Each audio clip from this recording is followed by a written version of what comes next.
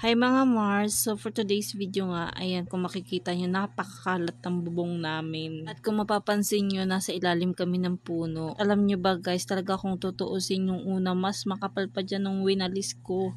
At ngayon naman talaga guys, no choice ako kundi linisin to kasi ang alam ko at ang pagkakaalam ng kapitbahay namin, mabubutas daw ang bubong ng kwarto namin kung hindi ko daw linisan yan. At kung napapansin nyo guys, ayan nagsisimula na ako magwalis para matapos na habang hawak-hawak pa ni mama si JM at bago niya pa ako dito sigawan sa taas. At habang nagwawalis nga ako dito guys, napansin ko yung bandang yero ko ay puro kalawangin na. Ako nga minsan ay nababad trip na sa puno ng mangga na ito kundi lang marami tumagbunga na paputol ko na. Charot!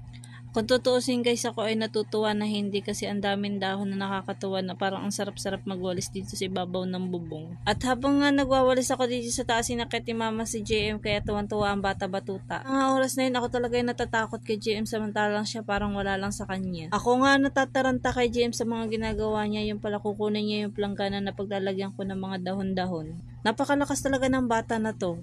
Si JM pala ay 1 year old and 3 months pala ang tima yung binubuhat niya. Akala mo kaya niya. Mas malaki pa sa kanya yung binubuhat niya. Charot! Kung mapapansin niyo talagang si JM ang inuuna ko kaysa sa pagwawalis ko. Dahil nga ako'y kinakabahan, baka naman sabihin ng kapitbahay namin napakalinis nga ng bubong namin. Yung anak ko naman ibangas-bangas. Charot! At sa mga oras na ngayon ay kinukuha na siya ni mama kaya nakahawak siya sa akin at ayaw niyang lumapit kay mama. Ang talinong bata. Ako nga ay takot na takot kay JM kasi hindi nga ako kilos ng ayos kasi mabigat ako baka malugso yung bubong kaya hawak-hawak ko si JM sa damit. Kinukuha na nga pala siya ni mama, akala ko sasama na, yung pala hindi pa, inuuto niya lang si mama.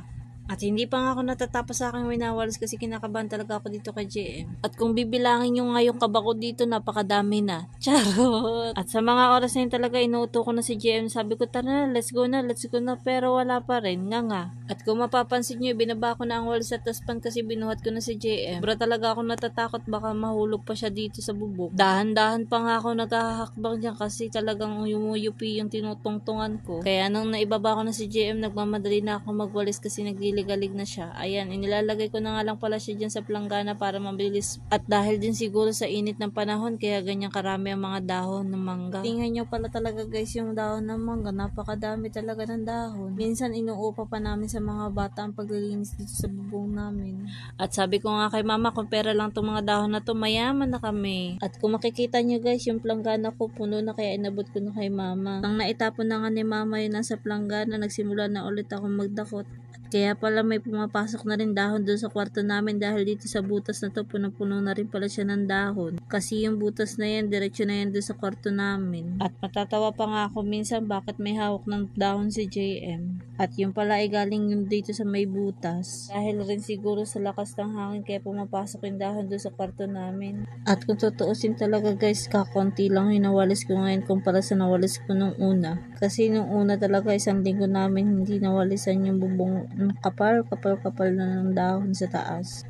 At ako ngayon napaupo muna sa sobrang pagod magwalis dito sa taas. Habang nakaupo nga pala ako dito, may napansin na rin akong butas doon na kailangan ko na naman tapalan. Papansin nyo yun nasa unahan na yun guys, puro tapal na yung yero namin. Kung tutuusin nga, nagtataka ako kung bakit ang bilis-bilis mabutas ng yero kasi ang kapal-kapal naman niya.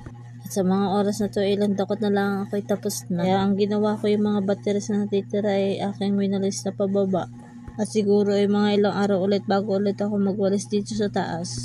At dahil nga tapos na ako dito magwalis sa taas, ay napakaganda ng tingnan. Siguro ay mga 1 to 3 days ako akit na ulit dito kasi punong-puno na naman ng dahon. Parang sa mukha ko yung pagod pero okay lang, at least nalinis na. Thank you for watching!